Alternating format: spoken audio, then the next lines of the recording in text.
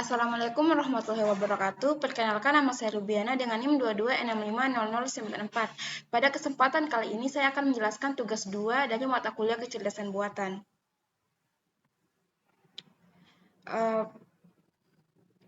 Pertama yaitu contoh kasus pemecahan dalam sistem rekomendasi.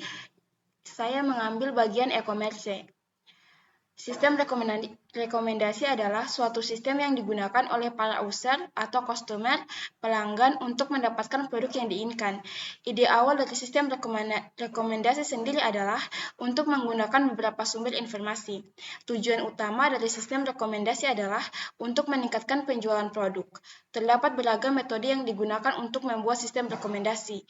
Penerapan rekomendasi di dalam sebuah sistem biasanya melakukan prediksi suatu item, seperti rekomendasi film, musik, buku, berita, dan lain sebagainya yang menarik user. Sistem ini berjalan dengan mengumpulkan data dari user secara langsung maupun tidak. Pengumpulan data secara langsung dapat dilakukan sebagai berikut. 1. Meminta user untuk melakukan rating pada sebuah item. 2. Meminta user untuk melakukan ranking pada item favorit setidaknya memilih satu item favorit. 3. Memberikan beberapa pilihan item pada user dan memintanya memilih yang terbaik. 4. Meminta user untuk mendaftar item yang paling disukai atau item yang tidak disukainya. Sedangkan pengumpulan data dengan tidak langsung berhubungan dengan si orang user dilakukan dengan cara mengamati item yang dilihat oleh si orang user pada sebuah web e-commerce. Dari data hasil yang dikumpulkan tersebut, kemudian diolah dengan menggunakan algoritma tertentu. Selain itu, hasilnya tersebut dikembalikan lagi kepada user sebagai sebuah rekomendasi item dengan parameter dari user tersebut. Di sini terdapat gambarnya, yaitu di sini ada metode rekomendasi, manual, statistik, korelasi antar user, dan korelasi antar item. Kemudian turun lagi sebagai output sugesti prediksi, yaitu toko online atau e-commerce. Kemudian di bagian itu input dari user, rating, catatan transaksi, dan pembelian. Input dari komunitas, rating, komentar, catatan transaksi, pembelian. Pada toko online atau e-commerce itu dia ada cara penyajiannya, yaitu push, pull, dan pasif. Sedangkan tingkatan profesionalisasi yaitu personalized dan non-personalized.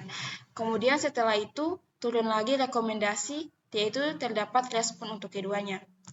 Contoh kasus pada e-commerce yaitu meningkatnya jumlah informasi produk yang tersedia di internet membawa tantangan bagi pelanggan dan bisnis online di lingkungan e-commerce. Pelanggan sering kali mengalami kesulitan ketika mencari produk di internet karena banyaknya produk yang dijual di internet. Selain itu, pebisnis online sering kali mengalami kesulitan karena banyaknya data mengenai produk, pelanggan, dan transaksi sehingga menyebabkan pembisnis online kesulitan dalam mempromosikan produk yang tepat kepada target pelanggan tertentu. Sistem rekomendasi dikembangkan untuk mengatasi permasalahan tersebut dengan berbagai metode seperti kolaboratif filtering, content-based, dan hybrid. Metode pemfilteran kolaboratif menggunakan data rating pelanggan berbasis konten menggunakan konten produk seperti judul atau deskripsi, dan metode hybrid menggunakan keduanya sebagai dasar rekomendasi. Pada penelitian ini digunakan algoritma Knirsch Neighbor untuk menentukan top end rekomendasi produk pada setiap pembeli. Contoh kasus pemecahan dalam chatbot pelayanan pelanggan. Chatbot merupakan program komputer yang dirancang untuk dapat melakukan interaksi dengan manusia melalui pesan teks maupun suara. Chatbot biasanya juga dibekali dengan kecerdasan buatan dan pemrosesan bahasa alami yang membuatnya menjadi program komputer yang cerdas dan dapat menjawab pertanyaan yang diberikan oleh manusia.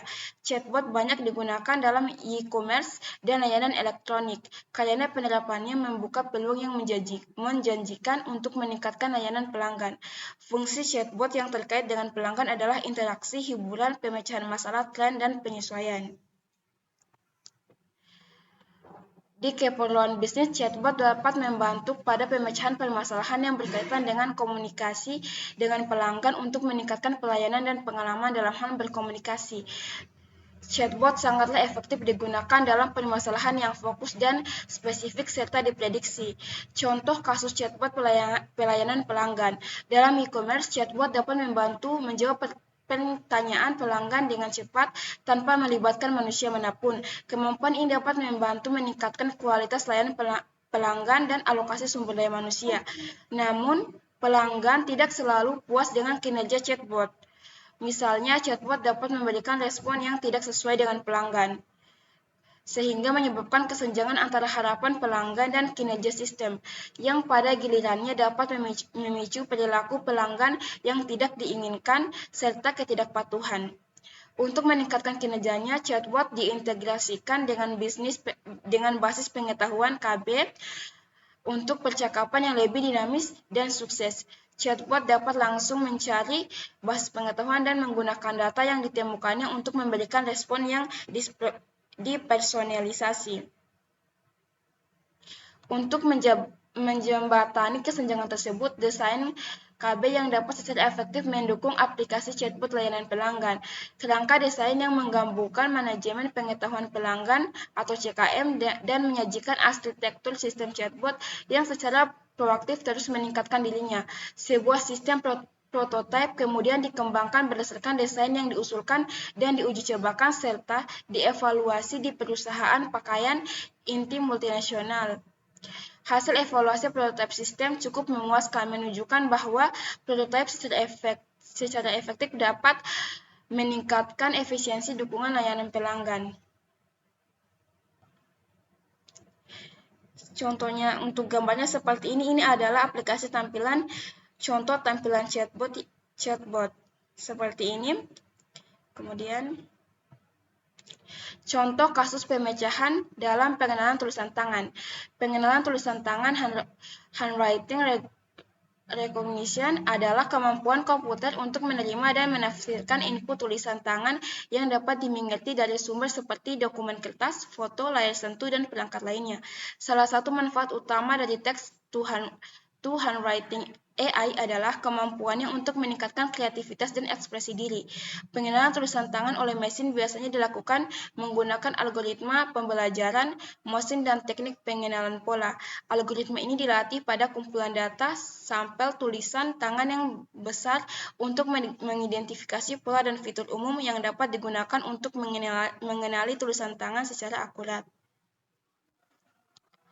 Pengenalan tulisan tangan offline, di sisi lain melibatkan pengenalan teks dari dokumen atau gambar yang sudah ada sebelumnya. Dalam hal ini, tulisan tangan harus dipindai atau ditangkap terlebih dahulu menggunakan perangkat seperti pemindai atau kamera. Perangkat lunak, pengenalan tulisan tangan kemudian memproses gambar yang dipindai yang mengubah teks tulisan tangan menjadi teks digital.